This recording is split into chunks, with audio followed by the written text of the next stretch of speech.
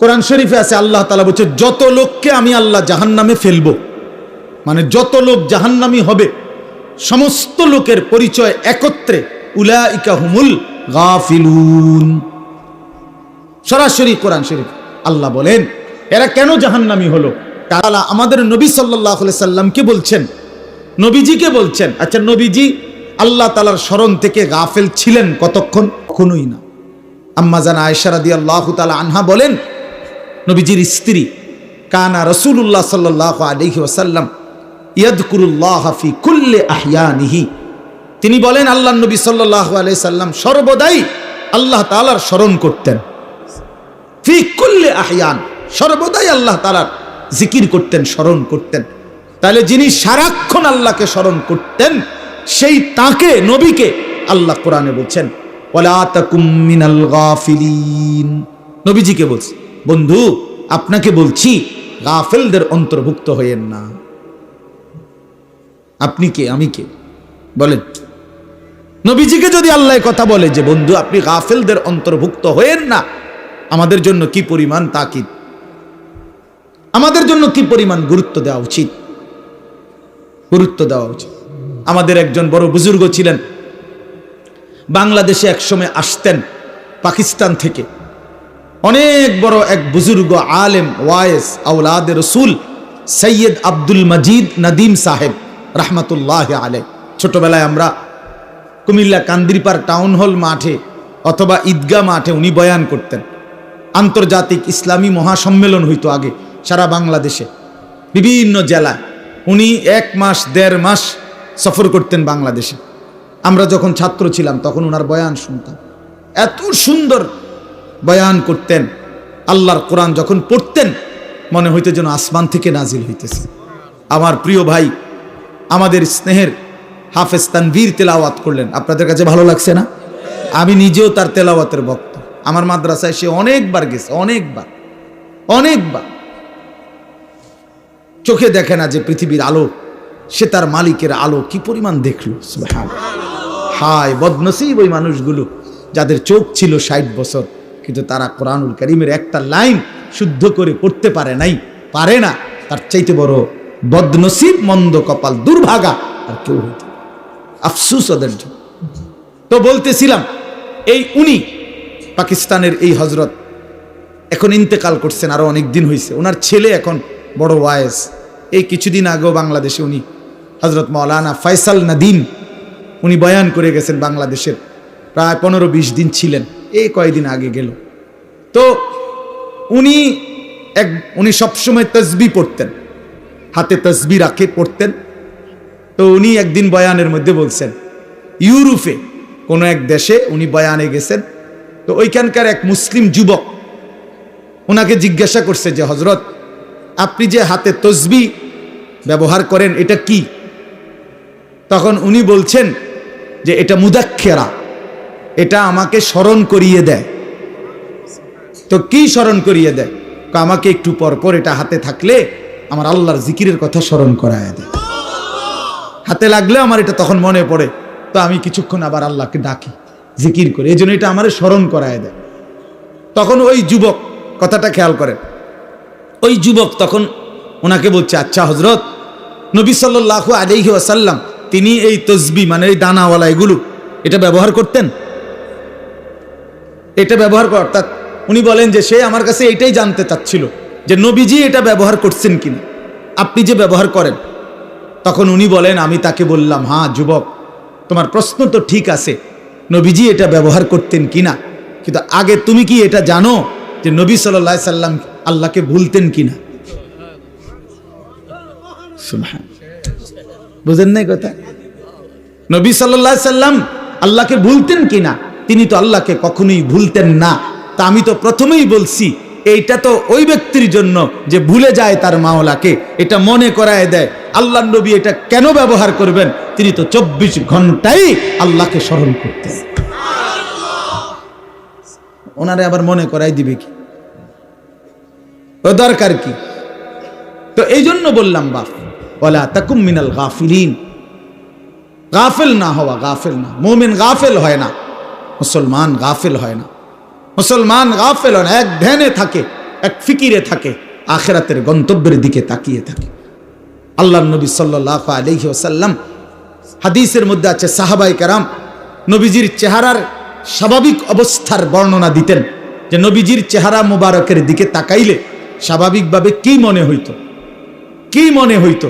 তো সাহাবীরা বলতেন, নবীজি সাল্লাল্লাহু আলাইহি সাল্লামের চেহারা মোবারকের দিকে তাকাইলে 24 ঘন্টা মনে হতো মুতাওয়াসিলাল আহজান দাইমাল ফিক্র, তিনি সর্বদাই চিন্তা করতেছেন এবং কোনো না কোনো ফিকির করছেন, কোনো না কোনো, আর কাকে বলা যায়, আর কিভাবে বলা যায়, আর কেমনে বলা যায়, আর কার কাছে যাওয়া যায়, কেমনে আল্লাহর দ্বীনের কথা বলা যায়, কিভাবে এক এক আমাদের বিশ্ব ইস্তেমার দ্বিতীয় দিনের বাদ বা গৃহায়নে হযরত মাওলানা আহমদ লাট সাহেব দামাত বারাকাতুহুম, জগৎ বিখ্যাত এই মহা বুজুর্গ, মহান মনীষী, উনি ওনার বয়ানের মধ্যে বলতেছিলেন, আমি ময়দানে বসেই শুনতেছিলাম,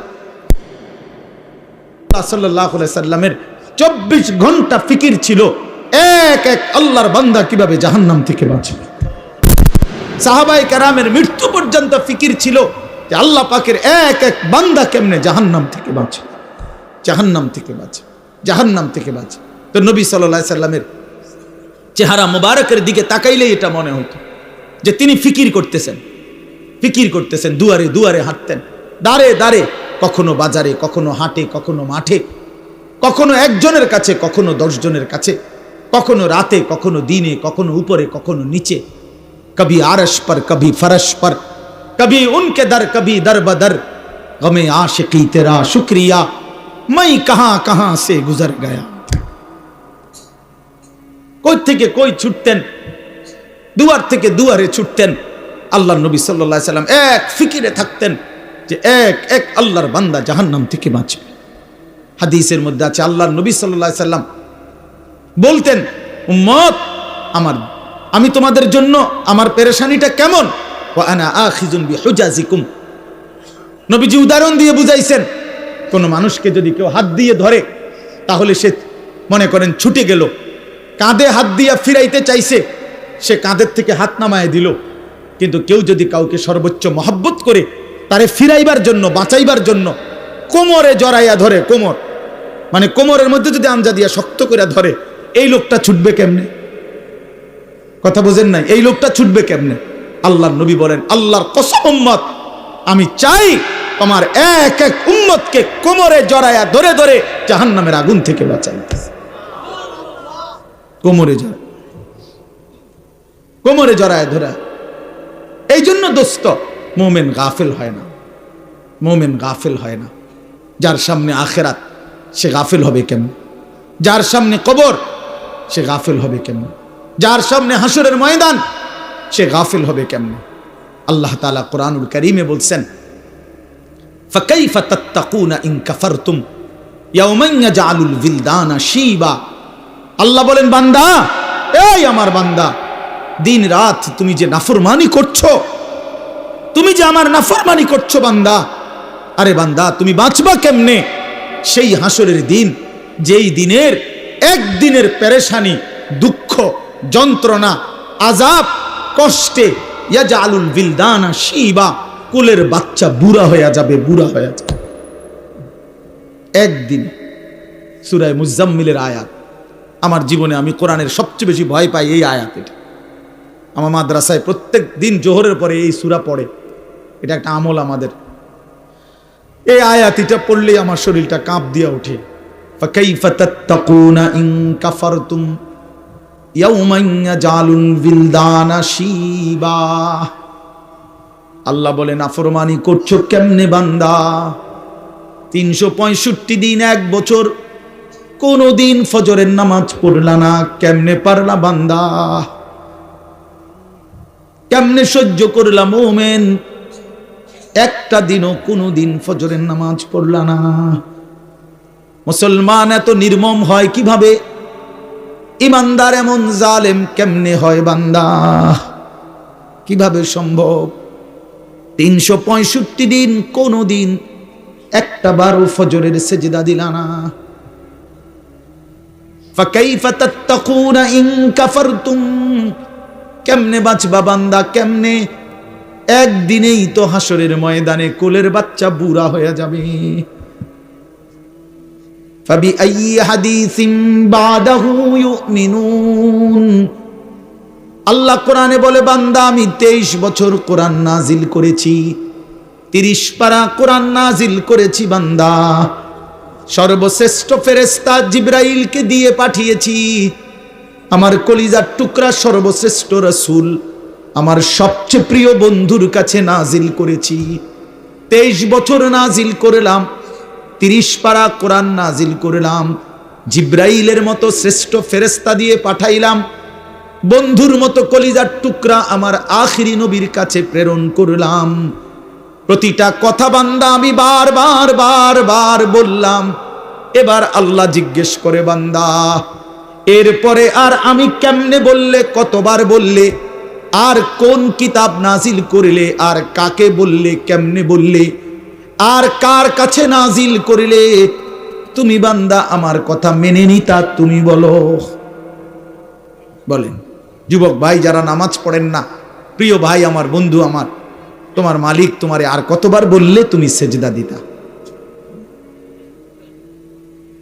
23 বছর বলেও মনটা গলাইতে পারলো না। 30 পারা কোরআন নাজিল করলেও দিল গলাইতে পারলো না। আর কতবার বললে ইয়া আইয়ুহাল্লাযীনা আমানু, হে ঈমানদারগণ। এই শব্দটি কোরআনুল কারীমে 89 বার আছে। কতবার? আর কতবার বললে আপনি শুনতেন? 80 বারের চাইতে বেশি কোরআনুল কারীমে নামাজের কথা আছে। আকিমুস সালাহ, আকিমুস সালাহ, আকিমুস সালাহ বারবার বলছেন আল্লাহ। আর কতবার বললে নামাজ পড়তেন? ইত্তাকুল্লাহ, ইত্তাকুল্লাহ, ইত্তাকুল্লাহ বারবার বলছেন। আল্লাহ জানতে চায় বান্দা আর কতবার বললে তুমি গুনাহ ছেড়ে দিতা? বলেন। এই জন্য দোস্ত ইনসাফ করেন, ইনসাফ করেন। নিয়ম সর্বস্ব একটা ওয়াজ যেন না হয়, একটা ফিকির যেন হয়, দিলের মধ্যে যেন একটা অনুভূতি জাগে। আবারও বলছি, মুসলমান গাফেল হয় না, মুমিন কি হয় না? গাফেল হয় না।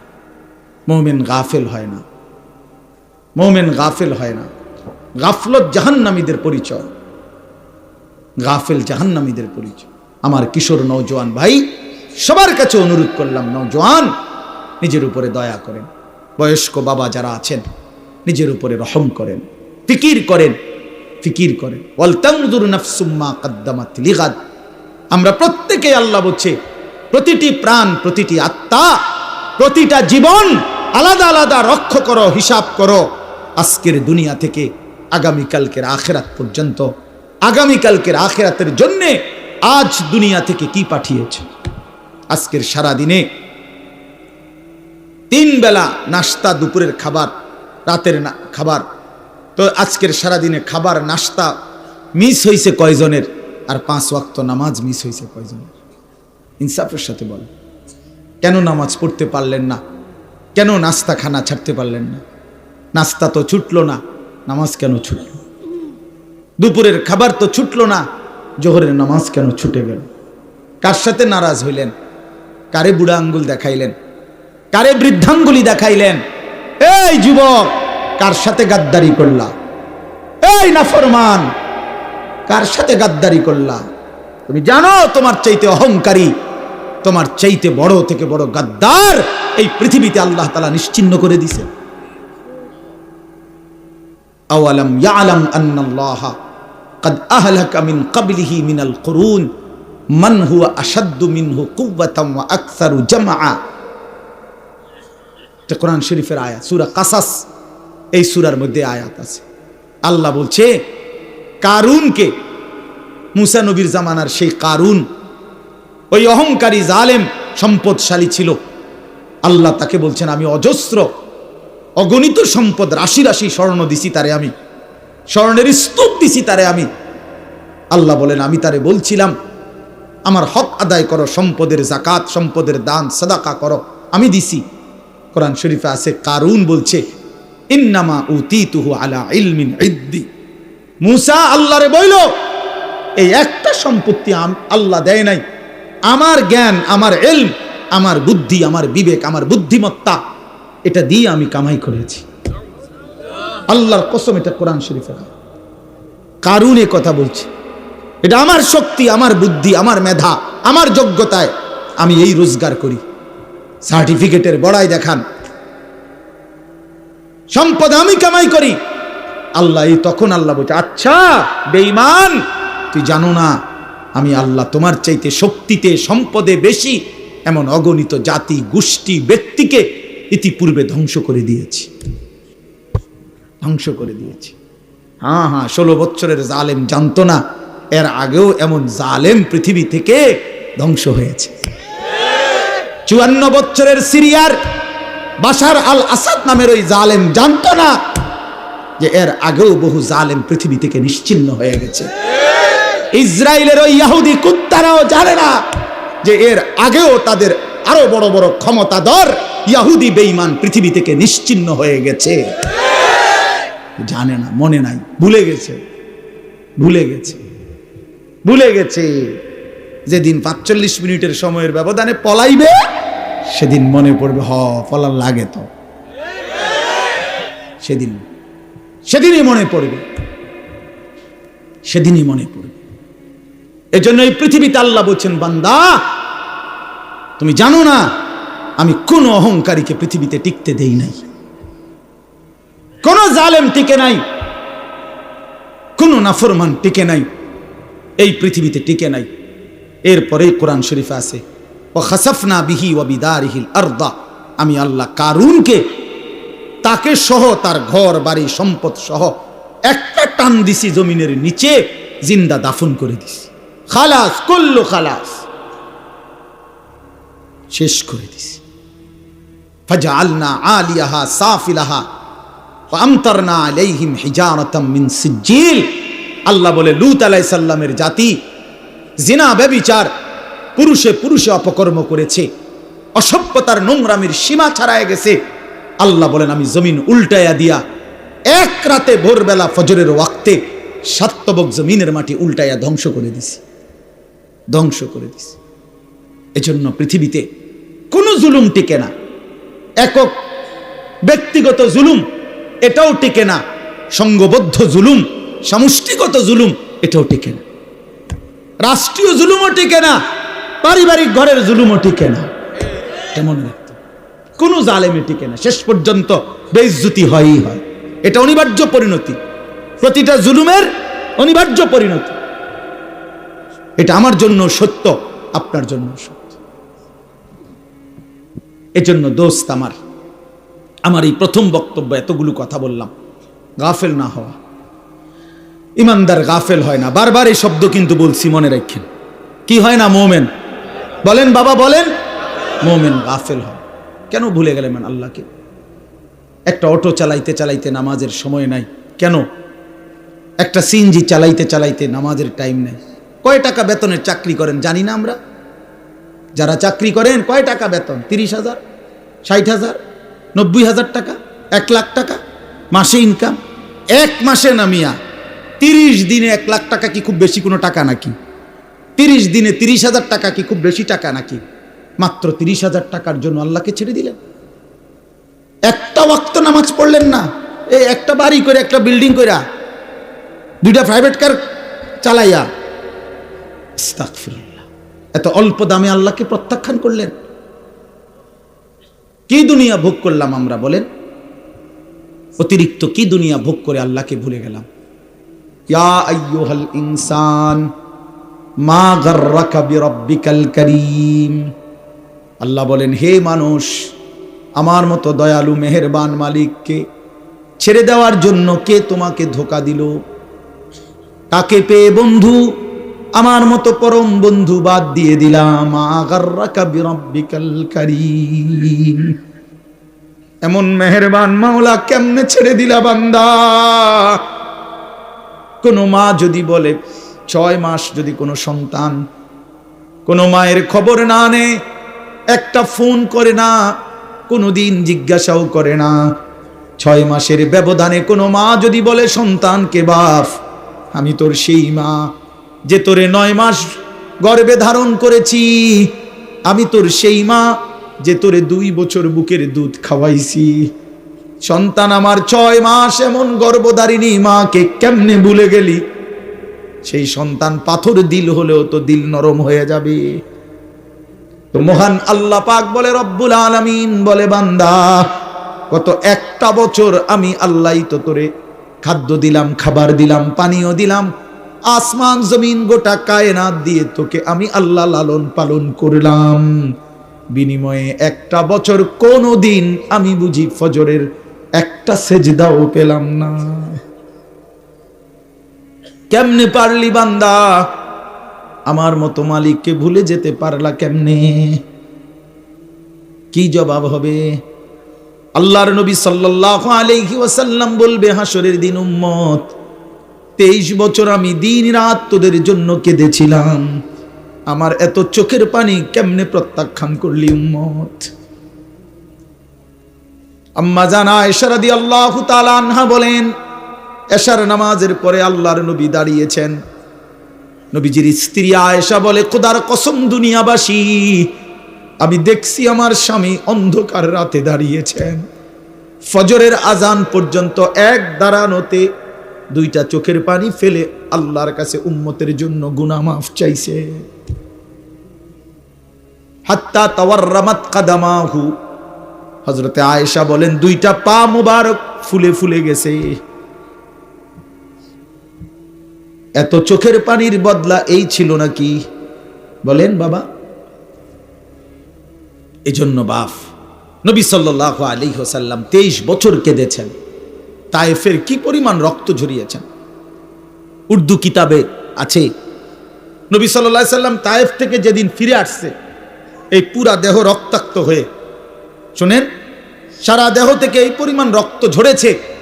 নবীজির পালক পুত্র যায়েদ ইবনে হারেসা রাদিয়াল্লাহু তাআলা আনহু, তিনি সাথে ছিলেন ওই সফরে, তায়েফের সফরে। উনি বলেন, আল্লাহর নবী সাল্লাল্লাহু আলাইহি সাল্লামের দেহ মোবারকের রক্ত পায়ের জুতার সাথে পায়ের তালু এইভাবে জমাট বাইধা গেছে রক্তে, আমি খুলতে পারতেছিলাম না।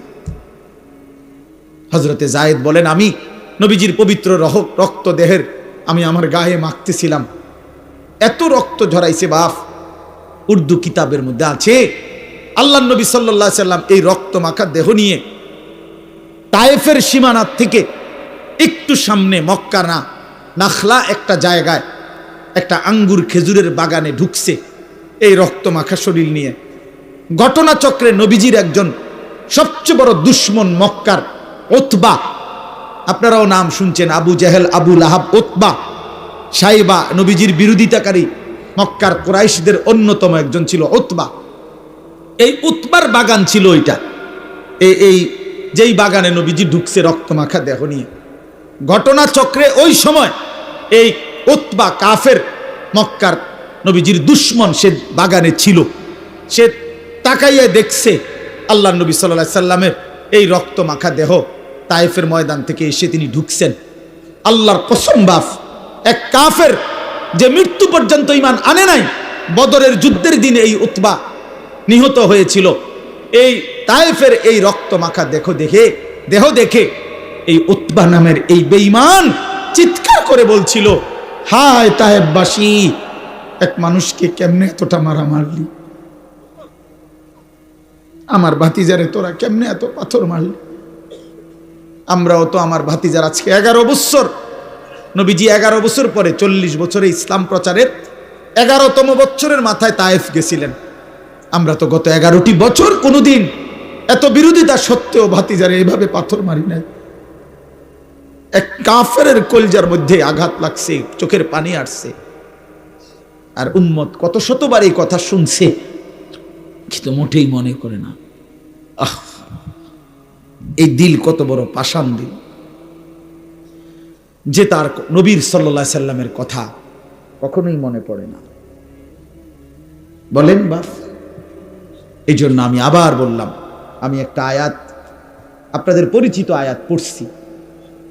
আমার প্রথম কথা, গাফেল না হই।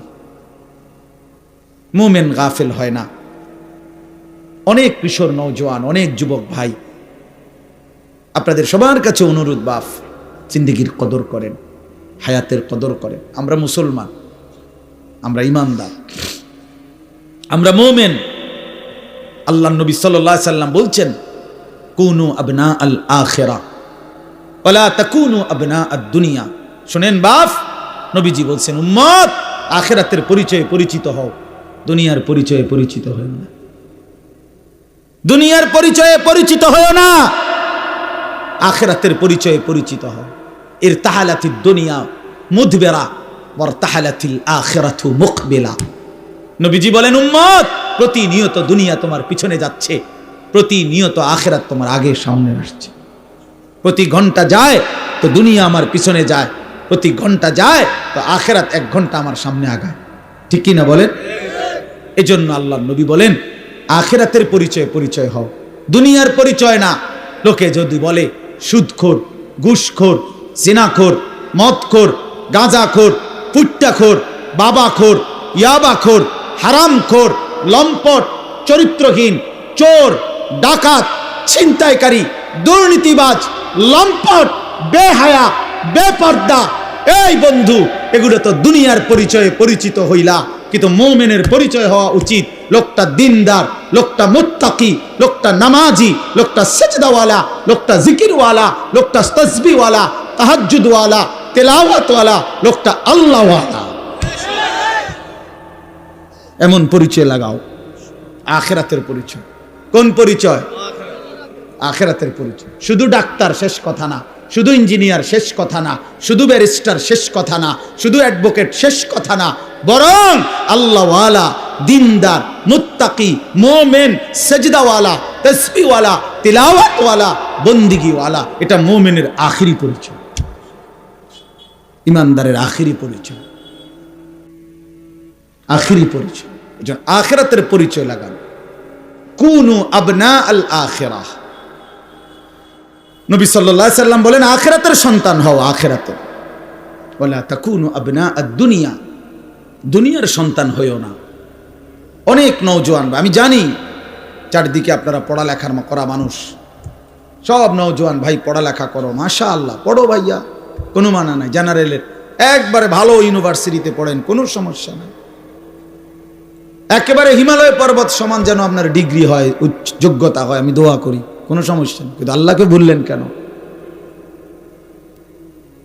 এই মুসলমানের বাচ্চা, কোরআন শরীফ পড়তে পারেন না কেন? হ্যাঁ, সেজদা দিতে জানেন না কেন? কি শিখলেন, কি বুঝলেন, কারে চিনলেন? বলেন, বাংলা বই রিজিক দেয় না, আসমানওয়ালা রব রিজিক দেয়। পদার্থ জীব বিজ্ঞান রিজিক দেয় না, আসমানওয়ালা মালিক রিজিক দেয়। হ্যাঁ, ডাক্তার ইঞ্জিনিয়ার রিজিক দেয় না, আসমানওয়ালা রব রিজিক দেয়। ওয়াফিস সামাই রিজকুকুম ওয়া মা তুআদুন। আল্লাহ বলে, বান্দা আসমানে রিজিক কোথায়? ওয়াফিস সামাই রিজকুকুম ওয়া মা তুআদুন। আল্লাহ বলে, তোমাদের রিজিক আসমানে, আসমানে, আসমানে, আসমানে। দুনিয়ায় যা কিছু ওয়াদা দেওয়া হয়েছে সব কিছুর ফয়সালা আসমানে। কোথায়? আমাদের দাওয়াত ও তাবলীগের এক বিশ্ববিখ্যাত মুরব্বী ছিলেন হযরত মাওলানা ওমর পালনপুরি রাহমাতুল্লাহি আলাইহি। উনি বলতেন যে, ভাই, মসজিদের পানির টাঙ্কি, মনে করেন 500 লিটার একটা পানির টাঙ্কি, এটা দিয়া 5টা ট্যাপ লাগাইছে অজু করবার জন্য। এখন মুসল্লি বাইরে গেছে, এজন্য কমিটি 5টা ট্যাপের লগে আরো 5টা ট্যাপ লাগাইছে। এখন ট্যাপ হয়েছে 10টা। এখন প্রশ্ন হইল, ওই 5টা ট্যাপ দিয়া পানি পড়লে, পানি যখন শেষ হইতো, তখন 500 লিটার টাঙ্কির কতটুকু পানি শেষ হইতো? বলেন না, মানে 5টা ট্যাপ দিয়া যদি পানি পড়া শেষ হয় তো কয় লিটার পানি শেষ হয়েছে? আচ্ছা, এখন যখন ট্যাপ লাগাইছে আরো 5টা, এখন তো হয়েছে 10টা ট্যাপ। এখন 10 ট্যাপ দিয়া পানি পইরা শেষ হয়েছে, এখন পানি শেষ হয়েছে কয় লিটার? ধরো মিয়া, আরো না 5টা ট্যাপ বাড়লো।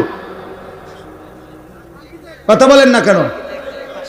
হ্যাঁ, বুঝছেন কি না? বলেন না কেন? এখানে ট্যাপ বাড়লে কোনো লাভ নাই, পানির টাঙ্কি তো কয় লিটার? তাইলে বাড়াইতে হইলে কোনটা বাড়াইতে হইব? টাঙ্কি 1000 লিটার করতে হবে। উনি এই কথাটা বলতেন যে বান্দা বোঝা উচিত আমাদের, হে আল্লাহর বান্দা, তুমি তোমার হাজারো ধান্দা বাড়াইয়া লাভ নাই, আসমানওয়ালার ফয়সালা যেটা ওইটাই কার্যকর হবে, ওইটাই কার্যকর হবে। এন্ডিয়া ট্যাপ বাড়াইয়া লাভ নাই, ওইখানে আসমানওয়ালার কাছে বাড়ানো উচিত। ওয়াফিস সামাই রিজকুকুম, রিজিক তো আসমানে, ফয়সালা তো আসমানে, ফয়সালা তো আসমানে। ওমা মিন দাব্বাতিন ফিল আরদ ইল্লা আলাল্লাহি রিজকুহা, আল্লাহ তাআলা বলছেন রিজিকের ফয়সালা আমার হাতে।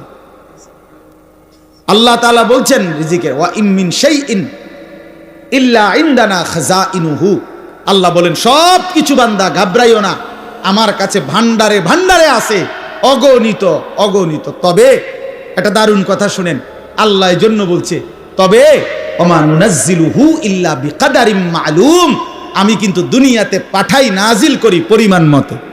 আমার কাছে আছে অগণিত, কিন্তু আমি দুনিয়াতে দেই পরিমাণ মতো। দুনিয়াতে দেই কি মতো? আপনি যদি টেনশন করেন আরে আমি থাকতে মরে গেলে আমার জিফুত সংসারের কি অবস্থা হবে, এখন আল্লাহ যদি কয় যাচ্ছা, যেমন আমি আনিসুর রহমান, আমার ছেলে মেয়ে 4 জন আর আমার বউ 1 জন, তো কয়জন হইল? 6 জন। ওই মিয়া 6 জন। আমি আমার বিবি 2 জন আর আমার বাচ্চা কাচ্চা 4 জন, তো কয়জন হইল? এখন আল্লাহ যদি বলে আনিস তুমি যেহেতু টেনশন করতে আসো, তুমি মরিয়া গেলে তোমার জিফুতের কি অবস্থা জানি হইব, এক কাজ করো, তুমি এবং তোমার জিফুত মিলাইয়া মোট হায়াত মনে করেন 200 বছর, তো 200 বছরের আলুগুলা দিয়ালাই। বুঝলেন না কথাটা? যেহেতু এটা ফেরেশানিত পড়ে গেছো, তো 200 বছর যা ফ্যামিলির আলু লাগবে, আলুডি নিগা দিয়া মানে আলুডি থুইব কই? আনোয়ার ভাই কয় না কয় না আলু এগুলো রাখবে কই? কথা বুঝছেন না আপনার? আপনি এগুলো থুইবেন কই? পেঁয়াজ রাখবেন কই? তো আপনার ফ্যামিলির আগামী 90 বছরের আলু, চাল, ডাল, তেল, সাবান দিয়া লাগ, আপনি এটি রাখবেন কো? আর এটি যে ফাঁসা ধরবো 3 দিনের মাথায়। সুবহানাল্লাহ। এজন্য আল্লাহ বলে আরে বান্দা আমার কাছে আছে তো অগণিত, কিন্তু ওয়ামা নুনাজ্জিলুহু ইল্লা বিকাদারিম মালুম, আমি তো নাজিল করি পরিমাণ মতো, পরিমাণ মতো, পরিমাণ। সুবহানাল্লাহ, আজিমুশ শান কথা মালিকের। এই এক কথা বুঝলেই তো যথেষ্ট। কেন আমি অস্থিরতা করব? আমার আগে যারা পৃথিবীতে গেছে তারাও তো রিজিক পাইছে, তো আমার পরে যারা পৃথিবীতে থাকবে তারাও তো রিজিক পাবে। কথা বলে তো আমনে মইরা গেলে আমনের জিফুত চলবে কেমনে? আমনের বাপ মরছে আর আমনে চলছেন যেমনে এমনে, মা কথা কয় না, বুঝেন নাই কথা? আপনি যে বললেন আমনে মরে গেলে আমনের জিফুত চলবো কেমন, তো আমনের বাপ মরছে আর আমনে চলছেন কেমনে? তো এমনি চলবো, এরাও এভাবে চলবে। এই জন্য দয়া করে নাফরমানির ওই রাস্তা পছন্দ না করা, হারামের ওই রাস্তার ইজ্জত নাই, গুনাহের মধ্যে তৃপ্তি নাই, অবৈধ উপার্জনের মধ্যে সম্মান নাই। কোন সুদখোরকে কেউ পছন্দ করে না, ইজ্জত করে না, কোন ঘুষখোরকে কেউ সম্মান দেয় না, কোন লম্পট চরিত্রহীন জুয়ারি মদখোরকে কেউ ইজ্জত দেয় না, কেউ ইজ্জত দেয় না। বেটা আমি চ্যালেঞ্জ করলাম, কোন সুদখোরকে কেউ নেককার বলে না, কোন চরিত্রহীন লম্পটকে কেউ উত্তম বলে না। লোকটা তো দুর্নীতিবাজ, লোকটা তো হারামখোর, লোকটা তো চরিত্রহীন, মানুষে দেখলে কইব উনি বাইজিদ বুঝতাম। বাহ বাহ, মানুষে বেউকুব, মানুষে চিড়া খায় আর আমনে ভাত খান, মানুষে বুঝে না, চিটার বাট্টার মানুষ চিনে না। হ্যাঁ, আমনে উদা ভাত খান আর আমরা চিড়া খাইব। অতএব নাফরমান নাফরমান হিসাবেই পরিচিত হয়, ইমানদার ইমানদার হিসাবেই পরিচিত হয়। হ্যাঁ হ্যাঁ, এজন্য দোস্ত আরবি একটা প্রবাদ আছে, আমরা ছাত্র জীবনে পড়ছি, ওয়াফিকা উয়ুবুন ওয়ালিন্নাসি আয়ুনুন। আরবিতে বলে তোমারও দোষ আছে, মানুষেরও চোখ আছে। বুঝেন নাই? তোমারও কি আছে, মানুষেরও কি আছে। ওয়াফিকা উয়ুবুন, তোমারও আয়েব আছে ভরা, ওয়ালিন্নাসি আয়ুনুন, মানুষেরও চোখ আছে। আড়াল করবা কেমনে? লুকাইবেন কেমনে? লুকাইবেন কেমনে? এজন্য আল্লাহ নবী সাল্লাল্লাহু আলাইহি সাল্লাম বলছেন, রাত গভীরের একাকিত্বের গুনাহ, যদিও সে ভেবেছিল জগতের কেউ দেখে নাই, খোদার কসম আল্লাহ নবী সাল্লাল্লাহু আলাইহি সাল্লাম বলেন একাকিত্বের সেই গুনাহটাও দিনের আলোর প্রকাশ্যে আল্লাহ তাআলা তার চেহারার মধ্যে ভাসিয়ে দেন। এজন্য মানুষ দেখলেই বোঝে, আরে তারে দেখতে দি ফুটটা ঘরের মতো লাগে, কিরে দেখতেই তো বাবা ঘরের মতো লাগে, হ্যাঁ সিটারের মতো লাগে দেখতে তো বেটা। হ্যাঁ, এজন্য মানুষ ঠিকই বোঝে। আল্লাহ নবী সাল্লাল্লাহু আলাইহি সাল্লাম বলছেন আবার, ইজা কাসুরা সালাতুহু ফিল লাইল হাসুনা ওয়াজহুহু ফিন নাহার। রাতের অন্ধকারে যার নামাজের সেজদা বাড়ে, আল্লাহর নবী সাল্লাল্লাহু আলাইহি সাল্লাম বলেন দিনের আলোতে তার চেহারার সৌন্দর্য উজ্জ্বলতাও বাড়ে। অতএব একাকিত্বের গুণও দিনের আলোয় মানুষ টের পায়, একাকিত্বের সেজদাও দিনের আলোয় মানুষ টের পায়। মানুষ ঠিকই বুঝে। এজন্য আমরা প্রিয় ভাই, আমরা মুসলমান, আমরা মুমিন, আমরা গাফিল হলে চলবে না। আমাদের জিন্দেগি আখেরাত, বলেন আমাদের জিন্দেগি কি? আমাদের প্রস্তুতি আখেরাত, আমাদের রাত আখেরাতের জন্য, আমাদের দিন আখেরাতের জন্য, আমাদের হাসি আখেরাতের জন্য, আমাদের কান্না আখেরাতের জন্য, আমাদের 24 ঘন্টার জিন্দেগি আখেরাতের জন্য। অনেক শিক্ষিত মানুষ আছেন, আপনারা অনেক সময় আমগরে বলেন বিদ্রুপ করে যে হুজুররা, মোল্লা মৌলবীরা আর কিছু জানে না, কেবল আসমানের উপরের কথা আর মাটির তলের কথা বলে। আমিও বলি ভাই, এর দূরে যদি আল্লাহ আমার জন্য কবুল করে যথেষ্ট। আপনি আরো কইয়েন, কোনো অসুবিধা নেই। আমরা এর দূরে জানি, আপনি মনে করেন আমি আপনি যে দূর বুঝছেন ওই এর দূরে, আমি এর দূরে বুঝি। আমি আসমানের উপরের কথা আর মাটির তলের কথাই জানি, মাঝখানের কথা জানি না, বাকি আমি ভাত তরকারি খাই, দুপুরে ভাত খাইছি, বুঝলেন না? খানা অসুবিধা হয়েছে না, আপনি যে বেশি বুঝা বেশি ভাত খাই লাইছেন এমন, আপনি কোনো বালতি দিয়া ভাত খান না, প্লেট দিয়া। আমরাও প্লেট দিয়ে ভাত খাই। আপনি আহামরি কি দুনিয়া ভোগ করছেন?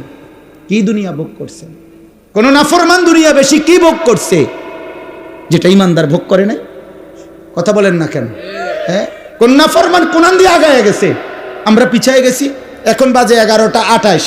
আজকে যারা আমরা 5 ওয়াক্ত নামাজ পড়ছি, আমগো এখন 11:28 বাজে। আজকে যারা সেজদা দেয় নাই, ওই নাফরমানদের এখন কয়টা বাজে? তো তেহিতে কয়টা কোনায় আগাইলো? সে কি আগায় গেছে বেটা? বলেন, পরিচয় দেন, ইনসাফ করে বলেন। আজ ইমানদারের যদি এখন বুধবার হয় সেজদাওয়ালার, তো নাফরমানের কি এখন শনিবার? তো তাইলে তুমি কি আগাইলা?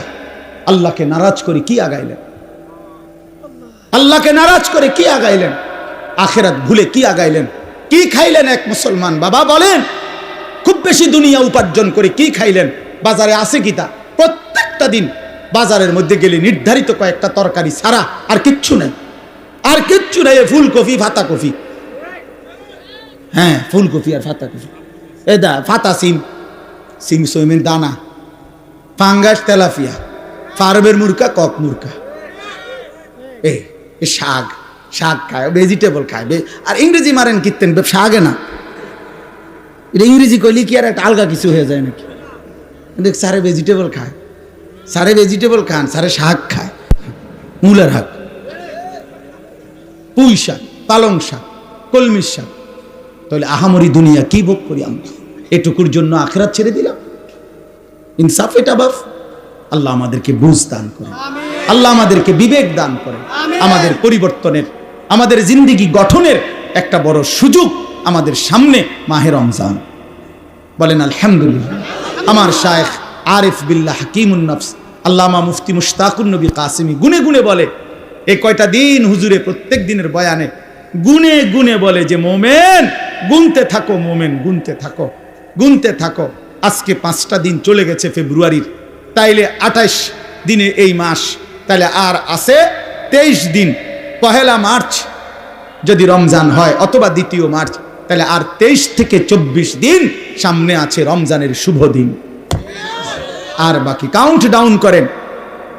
ও খেলার সময় আসলে বিভিন্ন পত্রিকাওয়ালারা এটা লেখে এক কোণা দিয়ে, আর 22 দিন বাকি, পরের দিন লেখে আর 21 দিন বাকি, আর 20 দিন বাকি, কাউন্ট ডাউন, অর্থাৎ আর গুনে। তো এবার গুনতে থাকেন, আর মাত্র 23 দিন, আর মাত্র 22 দিন, আর মাত্র 21 দিন। এভাবে মুমিনের এখন গুনা উচিত। আয় মাওলা, কাছে চলে আসছি, মাওলা কাছে চলে এসেছি। ওই দেখা যায় মাহে রমজান, রমজানের ঘ্রাণ শোনা যায়। আল্লাহ এত কাছে আইনা বঞ্চিত করেন না। বঞ্চিত কইরেন না, তীরে আইনা তরি ডুবাইন না মাওলা। আর কয়টা দিন হায়াত ভিক্ষা দেন। মুমিনের শ্রেষ্ঠতম সিজন, ইমানদারের শ্রেষ্ঠতম মৌসুম, আখিরাতের শ্রেষ্ঠ মৌসুম মাহে রমজান। মাহে রমজান আল্লাহ যেন বলে, বান্দা আমি না 11 মাস তোমারে বলছি গুনাহ ছেড়ে দাও, গুনাহ ছেড়ে দাও, গুনাহ ছেড়ে দাও, জান্নাত কামাই করো। ঠিক আছে বান্দা, পারলা না, শয়তানের ধোকায়, নফসের ধোকায় 11 মাস গুনায় ভরপুর করে ফেললা। ঠিক আছে বান্দা, আমি আরেকটা সুযোগ দিতে চাই। 11 মাস কমাইয়া আমি 1 মাসে নিয়ে আসলাম। একটা মাস বান্দা, ইয়া আইয়ুহাল্লাযীনা আমানু, হে ঈমানদারগণ, কুতিবা আলাইকুমুস সিয়াম কামা কুতিবা আলাল্লাযীনা মিন ক্বাবলিকুম, পূর্ববর্তী সমস্ত ঈমানদার বান্দাদের মতো তোমাদের উপরেও আমি আল্লাহ একটা মাসের রমজানের রোজা ফরজ করে দিলাম। আল্লাহ বলে, বান্দা 11 মাস লাগাইয়া আমি তোমারে যেই মুত্তাকি বানাইতাম সেটা এবার ওয়াদা দিলাম, যাও 11 মাস বাদ দিলাম, 1 মাসেই লাআল্লাকুম তাত্তাকুন তোমারে মুত্তাকি বানায়া দিলাম। 1 মাসে জান্নাতি, 1 মাসে। কয় দিনে জান্নাতি? 1 মাসে। যে মুত্তাকি সে জান্নাতি, যে মুত্তাকি সে জান্নাতি, যে মুত্তাকি সে জান্নাতি। এজন্য মাহে রমজান আমাদের সামনে। ইয়া আইয়ুহাল্লাযীনা আমানু বলে আল্লাহ ডাক দিছে কোরআনুল কারীমের 2য় পারায়, 2য় সূরা, সূরায়ে বাকারার 183 নম্বর আয়াত থেকে 187 নম্বর আয়াত, এই 5টি আয়াত মাহে রমজানের উপরে মৌলিক বক্তব্য যা বলা দরকার আল্লাহ তাআলা কোরআনে এখানেই বলছেন। এই 5 আয়াত 183, 84, 85, 86, 87। এজন্য আমার একটা আবদার, আপনারা প্রত্যেকের সুযোগ হলে আপনারা এই 5টি আয়াত সূরায়ে বাকারার 183 থেকে 187 পর্যন্ত এই 5টি আয়াত আপনারা সংক্ষিপ্ত ব্যাখ্যা তাফসীর পড়ে নেবেন। ইনশাআল্লাহ দেখেন মাহে রমজানের উপরে মৌলিক জ্ঞান আপনার অর্জন হয়ে যাবে ইনশাআল্লাহ। এই 5 আয়াতের মধ্যে তাফসীরে মাআরিফুল কোরআন অনেকের কাছে আছে, আপনারা সেখান থেকে পড়েন। তাফসীরে তাওজিহুল কোরআন আল্লামা তাকি উসমানী দামাত বারাকাতুহুমের রচিত সংক্ষিপ্ত তাফসীর আপনি পড়ে দেখেন, ইনশাআল্লাহ আপনি প্রয়োজনীয় দিক নির্দেশনা পাবেন। মনে রাখবেন, রমজানের রোজা ফরজ না সুন্নত? তো রমজানের রোজার মাসআলা জানাও ফরজ। যেই আমল হুকুম যা, ওই আমলের মাসআলা জানারও হুকুম তা। কথা বুঝেন নাই? তাহলে রমজানের রোজা আমাদের উপরে ফরজ। অতএব রমজানের রোজা সম্পর্কিত প্রয়োজনীয় মাসআলা জেনে নেওয়া আপনাদের উপরে ফরজ, আপনাদের উপরে জিম্মাদারি। এজন্য দয়া করে মাহে রমজানকে সামনে নিয়ে নিজের পরিবর্তনের একটা সিদ্ধান্ত নেন। আল্লাহ এখানে বলছেন, হে ঈমানদার, ইয়া আইয়ুহাল্লাযীনা আমানু, মুমিন আমি তোমারে ডাক দিলাম, তুমি আমার রোজাটা পালন করো, আমার রমজানটা কদর করো, 1টা মাস গুনাহ থেকে বাঁচো, 1টা মাস আমার বন্দিগিতে লেগে থাকো। আল্লাহ তাআলা ওয়াদা দিছে, লাআল্লাকুম তাত্তাকুন, 1 মাসেই আমি তোমারে মুত্তাকি বানিয়ে দেব। কয় মাসে? আবার বলেন কয় মাসে? আমি একটা উদাহরণ বলি, অর্থাৎ আমি এটা বুঝছি এতটুকু যে আল্লাহ তাআলা বলতেছে, হে ঈমানদারগণ আমি তোমার ঈমান নিলাম। তার মানে রমজানের চাঁদ উঠলে আল্লাহ ডেকে বলে, হে ঈমানদারগণ তোমার ঈমানের পাসপোর্টটা আমি নিলাম। এবার তোমারে আমি ওয়াদা দিলাম, তুমি 30টা দিন অথবা আমি চাইলে 29 দিন, 31 লাগবে না, এই 30 দিনের মধ্যে তুমি আমার গুনাহ ছেড়ে দিবা, আমার আদেশ পালন করবা। আমি আল্লাহ ওয়াদা দিলাম 30 দিন অথবা 29 দিনের মাথায় 31 দিন লাগবে না, ঈদের চাঁদ উঠাইয়া তোমার ঈমানের পাসপোর্টে তাকওয়ার ভিসা লাগাইয়া দেব আমি। 1 মাসে ভিসা পাসপোর্ট ক্লিয়ার। ঈদের দিন ফ্লাইট। ফ্লাইট কোন দিন? জান্নাতের ফ্লাইট, জান্নাতের ফ্লাইট ঈদের দিন। উইদ্দাত লিল মুত্তাকিন, আল্লাহ বলেন জান্নাত বানানোই হয়েছে মুত্তাকিদের জন্য। এজন্য গুনেন গুনেন গুনেন, আর মাত্র 23 দিন, যেটা আমি বলছি আলহামদুলিল্লাহ, যার কথা বলেছি আমার হযরত চলে আসছেন। বলেন আলহামদুলিল্লাহ, বলেন আলহামদুলিল্লাহ, সবাই বলেন আলহামদুলিল্লাহ। আজকের এই মুবারক মাহফিলের যিনি প্রধান মেহমান, আমাদের মুরব্বী, আমার শায়েখ আরিফ বিল্লাহ হাকিমুন নফস আল্লামা মুফতি মুশতাকুন নবী কাসেমি হযরত দামাত বারাকাতুহুম এসেছেন। বলেন আলহামদুলিল্লাহ, বলেন আলহামদুলিল্লাহ। মেহেরবানি করে আপনাদের কাছে আমার বিনীত অনুরোধ, নওজোয়ান ভাই সবাই মিলে মেহেরবানি করে আমরা প্রত্যেকে ইনশাআল্লাহ দয়া করে আজকের এই মজমায়, যেহেতু রাত অনেক হয়েছে, হযরত দেরি করবেন না, সামান্য কথা বলেই ইনশাআল্লাহ দোয়া করবেন। আপনাদের কাছে আমার বিনীত অনুরোধ, আমরা মাহে রমজানকে কদর করব তো ইনশাআল্লাহ? বলেন ইনশাআল্লাহ, বলেন ইনশাআল্লাহ। নওজোয়ান ভাই আলাদা বলো ইনশাআল্লাহ, হিম্মত করে বলো ইনশাআল্লাহ। আল্লাহ তাআলা তৌফিক দান করেন। জি, আমরা আমার শায়েখ বলছেন আলহামদুলিল্লাহ। হযরত একটা আমার ছোট্ট মাদ্রাসা এখানে, আপনারা সবাই জানেন, অনেকেই চেনেন যে সাহেবের বাজার গরু বাজারের পশ্চিমে বিনন্দিয়ার চর মাদ্রাসায় আশরাফুল উলুম। এই শনিবার আমাদের মাদ্রাসার এমনি স্বাভাবিক ইসলাহি মজলিস, ধারাবাহিক ইসলাহি মজলিস হলো দ্বিতীয় শনিবার। আর আমার শায়েখের মাদ্রাসা সুধন্যপুর মাদ্রাসায় আমাদের ইসলাহি মজলিস হলো মাসের শেষ শনিবার, প্রত্যেক মাসের। তো এই মাসে ইনশাআল্লাহ শুধু দিনের বেলা আমাদের এই মাদ্রাসায় আশরাফুল উলুম মাদ্রাসায় বিনন্দিয়ার চর সকাল 10টা থেকে 4:30 পর্যন্ত এই দিনের বেলা কিশোর, তরুণ, যুবক, নওজোয়ান যাদের বয়স 16 থেকে 30 এর বয়সীদের জন্য বিশেষ সকাল 10টা থেকে আসর পর্যন্ত ইসলাহি মজলিস হবে ইনশাআল্লাহ। দুপুরের খাবার, সকালের নাস্তা 10টার আগে এই সব মাদ্রাসা থেকেই পরিবেশন করা হবে এবং ইনশাআল্লাহ 10টা থেকেই ধারাবাহিক শুধু যুবকদের জন্য আলাদা আলোচনা হবে ইনশাআল্লাহ। আমার শায়েখ দামাত বারাকাতুহুম আরিফ বিল্লাহ আল্লামা মুফতি মুশতাকুন নবী কাসিমি হযরত জোহরের পরে বয়ান করবেন। আল্লামা মুফতি আমজাদ হোসেন সাহেব জোহরের আগে বয়ান করবেন। হযরত মাওলানা মুফতি ইউসুফ বিন ইকবাল তিনি হযরতের পরে ইনশাআল্লাহ বয়ান করবেন। আরো উলামায়ে কেরাম বয়ান করবেন। আমরা নিজেরাও ইনশাআল্লাহ থাকবো। তো আপনাদেরকে নওজোয়ান ভাই যারা বয়স তো বুঝছেন 30-এর নিচে যারা, তারা ইনশাআল্লাহ অংশগ্রহণ করার চেষ্টা করবেন। আর আমি হযরতের সামনে আমি আবারও বলি, আমার একটা আবদার ছিল আজকে, আমি এই প্যান্ডেলের ঢুইকা আমরা এই বিশাল প্যান্ডেল দেখে আমার দিল চাইছে যে এই মাহফিল যেন 3 দিনের হয়। এই জন্য অর্থাৎ এই মাহফিল যেন আগামী দিনে আরো বড় হয়, আরো সমৃদ্ধ হয়। আপনারা কি চান ইনশাআল্লাহ? ইনশাআল্লাহ। আপনাদের কাছে আমাদের অনুরোধ, মারকাজুত তাকওয়া, তাকওয়ার এই মাদ্রাসা আলহামদুলিল্লাহ আমাদের ডাক্তার মিজান সাহেবের বাড়ির সব বাবারা, চাচারা, ভাইরা, আশপাশের সবার ভালোবাসায় এই মাদ্রাসাটা আলহামদুলিল্লাহ সুন্দরভাবে চলতেছেন। আমার শায়েখ দামাত বারাকাতুহুম আজকে সত্য কথা এতটা বেশি ব্যস্ত ছিলেন, একটা বড় প্রোগ্রাম বিশেষ কারণে বাঞ্ছারামপুর বিবারিয়া হযরত যাইতেই হয়েছে। আমার কাছে কতবার বলছে, আমরা বলছি, বহুত আলোচনা চেষ্টা করছি যে আজকের এই মাহফিলে যেন না আসে, ওইখানে ওনার থাকা দরকার। কিন্তু আমার ডাক্তার মিজান ভাই, ডাক্তার শওকত কোনোভাবেই আমরা যে না হুজুর আসতেই হবে, আলহামদুলিল্লাহ এই জন্য ওইখান থেকে এখানে আসছেন। এজন্য আমরা এই মাদ্রাসাটাকে দিল দিয়ে ভালোবাসি, সত্যি কথা যে আমরা অন্তর থেকে ভালোবাসি। এই জন্য আপনাদের কাছে আমাদের বিনীত অনুরোধ, হযরতের উপস্থিতিতে আমি 2টা মিনিট আপনাদের কাছে অনুরোধ করছি, আপনারা যদি প্রত্যেকেই একটু পকেটে হাত দেন মাদ্রাসার জন্য, আপনাদের কাছে আগামী দিনের এই মাদ্রাসাটা যেন মাশাআল্লাহ আমার শায়েখ আমার হাতে দিছেন, আল্লাহ কবুল করেন। আমিও বহু ওনার হাতে দিছি, আল্লাহ তাআলা তৌফিক দান করেন। 1000 টাকা দিয়ে হুজুর শুরু করে দিছেন।